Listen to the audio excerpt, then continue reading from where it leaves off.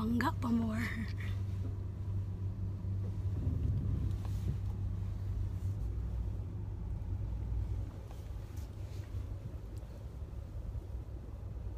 Hi everyone. Kadali lang kay kuan ko. Ay ko tiktoyok siya. Luya sa viewer o tiktoyok. Mabangga ko. Okay. Let's talk about Trillanes. Wa jud ko ka-get over sa yahayot.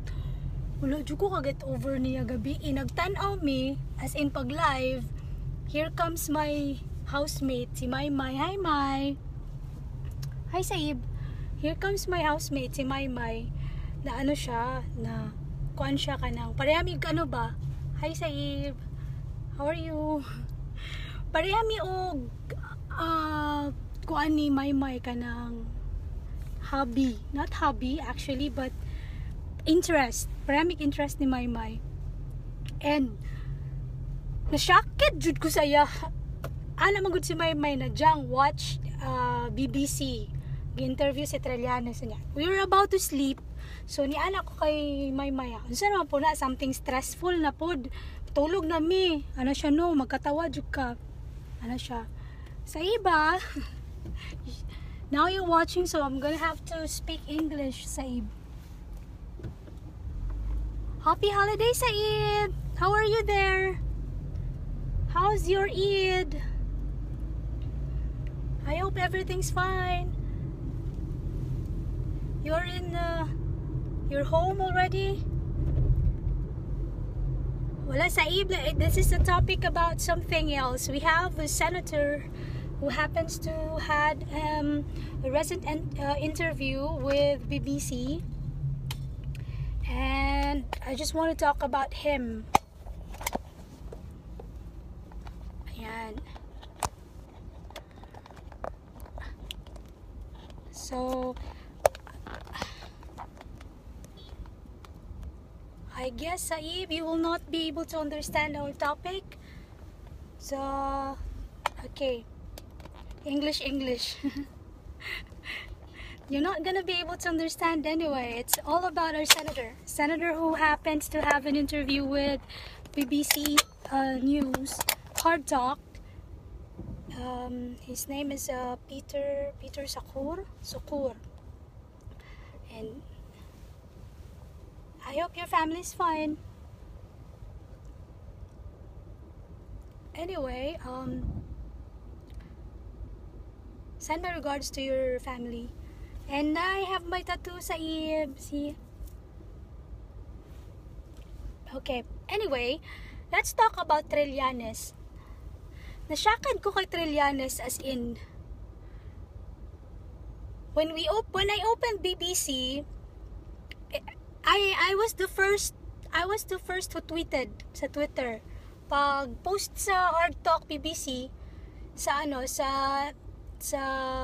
Twitter, as in automatically like, oh my god, what are you doing, Trillanes? Like, huy gapakaulaw. Dili man sa aside from the fact that before I am actually ganahan ko ni Trillanes before. I like him as a senator. He's very dedicated to his work. He is the only senator who passed pinakamaraming bill na naipasa sa Senado. He passed around more than 30. Pero 8 lang yung na-approve. Yung iba is co-author siya. Then the rest is siya talaga yung author. He was the one who helped the soldiers to have salary increase. So previously it was like around 8 or something or lower than that. Tapos sa yahang by around 2007 ang yahang bill nagipass is making the soldiers salary around 13,000 or 14,000. I don't know if it's already 15 now. But wala na niya nag-revise. 13 ra gyud. And then I admire him for being so brave. Brave kay siya in the sense na kanang ano kay siya ba? Kanang dedicated kay siya, nga ka na ganing pag masuko siya, mo speak out gud siya kung nasuko siya. Nga ka na ganing pag dili gani siya ganahan, iya yung isulti.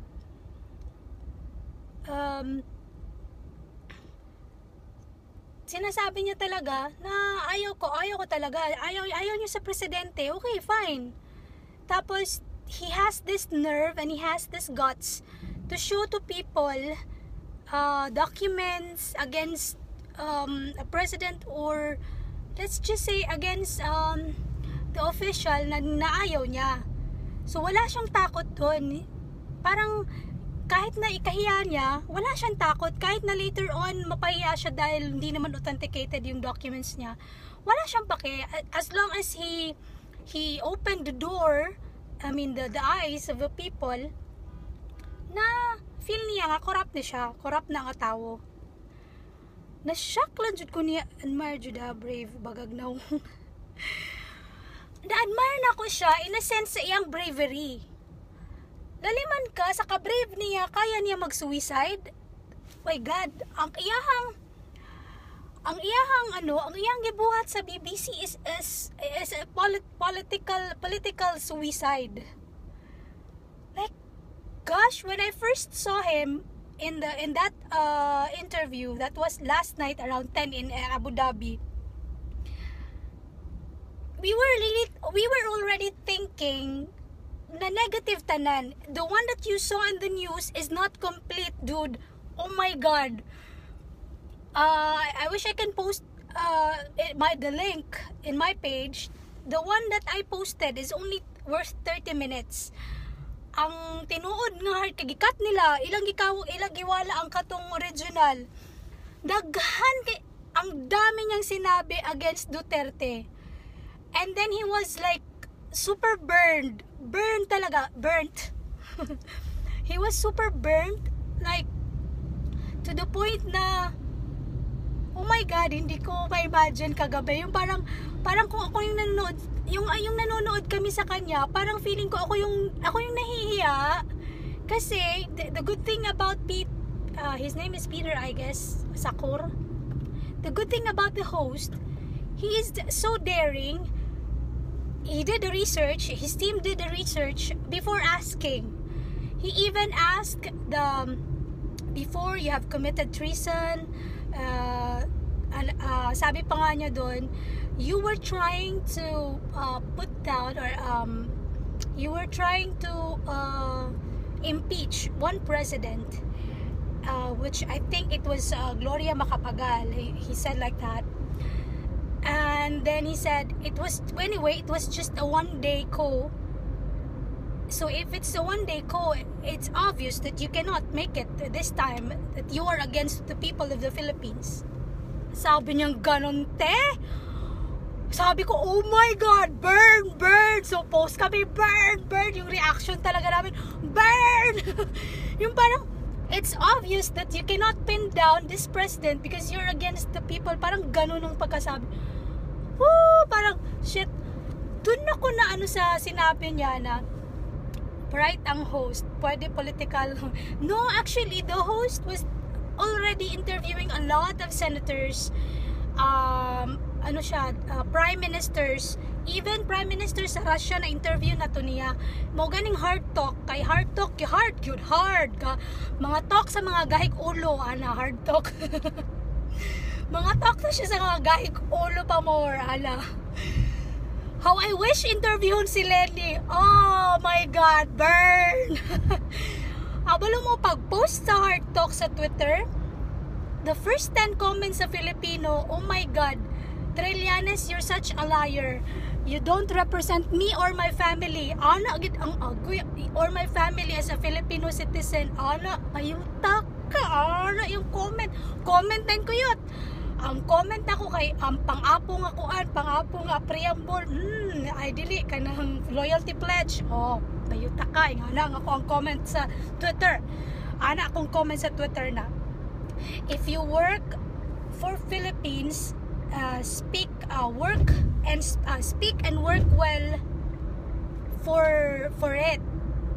And ano yung sabi ko? Basta English. Tapos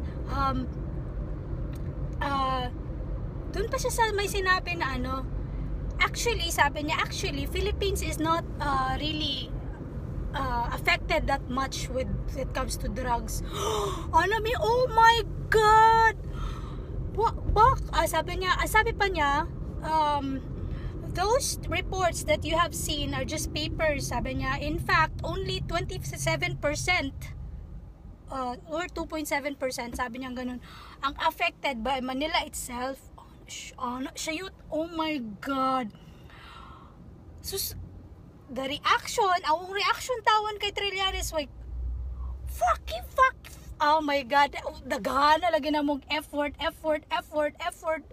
Get the hell out of there. Ano din siya? In fact, we, the Filipino people, is trying to remove him from his position. What? No! We did not! Oh my god! Ano na siya? Me, talking in behalf of the Filipino, ano na siya, in my country, ano siya, we actually, we filed a case against him. File a case against him. Payuta ka, kung galing ko dito na staff, galing ko sa BBC, ako na to gidagan ba, kung gidos mo, bagay lang ta, my god, di na ako carry. Oh my god, wala jud ko katulog, promise, wala jud ko katulog pag human, kami ni times na hyper, ako roommate na hyper, ano din siya, unsa to yung ingon, kanang, marijuana lang daw ang, actually, ang naimong nagdunggan sa mga reports, marijuana lang yun daw ang dako kay what? Marijuana? What the F? Tapos, ingon pa niya, actually, in fact, ang namatay daw sa anong drugs is ano na daw, 9,000. Excuse me, kung dili na galing kay ta affected sa drugs, ganun abot mag 9,000 ang ato ang deaths kuno.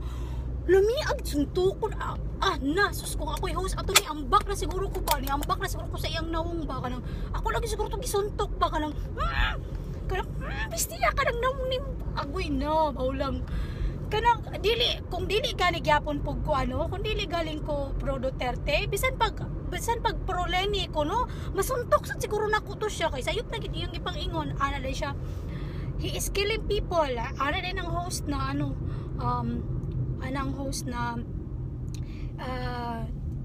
you were trying to protect criminal kato sila Kanyas. Tuwa siya sa Manila during sa interview. Yes, na siya sa Manila during the interview. Ala siya, I believe you are in Manila now. Ala siya, would you think that the president's advocacy is effective? Ala siya, no, it's not effective. Ano could be? What? Not? Ano siya, and it seems like ano din ang host, it seems like your case, the case that you filed in ICC, there's no hope, basta English na po.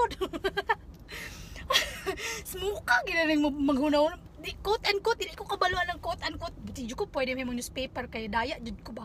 Tapos ano siya na sa yung ingon, he's been killing ever since he sat as a president. Kanang daga na daw siya gipapatay ba to? Ana ba to yung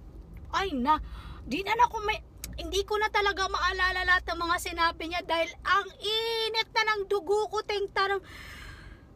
parang natatawa na ako na parang gusto ko siya patayin na parang I promise, yung parang mas masakit pa siya, ang sakit ng bangs ko ang sakit ng panga ko kakatingin sa kanya, parang mas masakit pa siya sa dysmenorrhea ko, promise.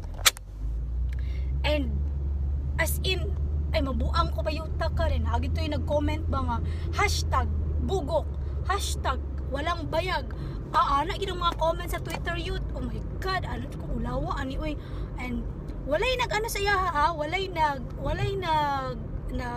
tawag gani, walang kumakampi sa kanya, paita gina na Bisaya tawid kahit jud kay kog English, kahit jud kay kog Bisaya Tagalog, walay mo kampi sa iya sa dapat to ining kampi kaysa huli ang pangalan niya shit something, basta pack shit something, ano na siya. I idolize you Trillanes, You have spirit, go, go, go. You have the strength. Strength yung kagaral. Sa kakarton nga Red Bull, masirugi inom atong tibaghaka to. Sa nakaon na to niya. Kanang, kapakaulaw lang yun ba rin? Ako ni comment ko dito ba nga, Trillanes, you're a senator and you're not acting as a sovereign Filipino citizen. You should stand by in the institution that you are working for. Wala, lami kay inon ba nga, hello, the government has been paying for your salary to serve. And then, dili na lang bitaw yung takamang daot sa imo kay, ang imong gidaot, ang tibuok Pilipinas, dili lang kaya presidente. Sige, pilapil mo sa mukha. Nagisapot ko kay kanang mawulong kung naalang mo ato nga time nga kanang oh my god, I can kung ako lang staff ka English ko, ka Tagalog ko, ka Bisaya ko, kasabot sa akong gibati, nag-work ko ganina sa office, dili jud ko kabaloon sa akong i-work, as in wala ko ka move on kay gapakaulaw gud siya, BBC na good na. The good thing is I have this inkling that the host is believing against the people, whatever the people is saying. Niingon pagid siya, general public comments I've seen here that they keep on saying that we feel safer now to compared to 2 years back.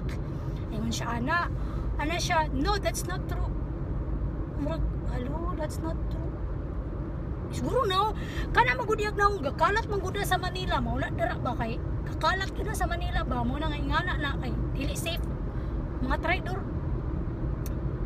Nagpasalamat na unta ko sa iya kay gipag-increase niya ang mga sweldo sa military, in which it was still 2007, and then unsa man considering the inflation rate, wala na niya gibutang dito sa iyang bill ha. Now, ang 13,000 sa una 2007 kapalit pa nagpila ka sakong pugas karon dili na. Then oh my god, dili gid ako carry na yang gipang kapakaulaw gid siya sa nga tanan ay. Diba ano man na siya kanang diba ning try man na siya og nag-propose man na siya nga mudagan siya sa presidente, tapos iya daw EVP si Digong. Diba yan man nagipanguyaban sa una si Digong na padaganon as vice president niya. Magga siya nawong no, magkaagid yung nawong yun, super magkaagid siya nawong, promise. As in, sakit kay siya sa bangs. As in, nagsakit akong bangs niya to. Wala ko kasabot sa akong gibati sa iya. Unsa kay gingon siyang family, no? Unsa kay comment sa iyang family sa iya, no? Wala ba ka nag-disagree sa iya or so kay ingon siyang family ba? Ako siguro anak ni Trillanes, no? Ako siguro kung bakos ba din ako itong bunal sa iyang nawong. Pagpuyok nila na po, okay? Feeling na ko na kulang na si Trillanes o kanang mental check-up. Muronag ako. Kulang og mental check-up. Kanang feeling na ko wala na siya suicidal gito ya pa. Nag-comment pagid siya after niya na siya. Ayun pagid siya after kanang press con pagid siya after niya na nag-interview sa BBC, nag-press con siya, Duterte's first year as a president is an epic fail. Yun ka nag-comment, siya yun. Comment po dayon ko sa iyang, sa news town na nag-post. Din ko, if PRD's first year is an epic fail, your years of being an official is a totally, is a joke. Ko din. Your interview with BBC is a suicide. Anak ko yun. Kaya nagsakot. Kaya naglagot naman jud kay ko niya. Kaya kanamang kung inganan niya nga kinaiya, gapang daot siya. Siyempre, senator good siya. So, people are questioning kung credible ba ni siya nga storya or baka gipagtakpan lang ka sa mga tao ng Pilipinas. Siyempre, feeling na ko maigo ang trading. I don't know, feeling lang ako. Basin bagpukon po ko. Basin sayop po ko, diba?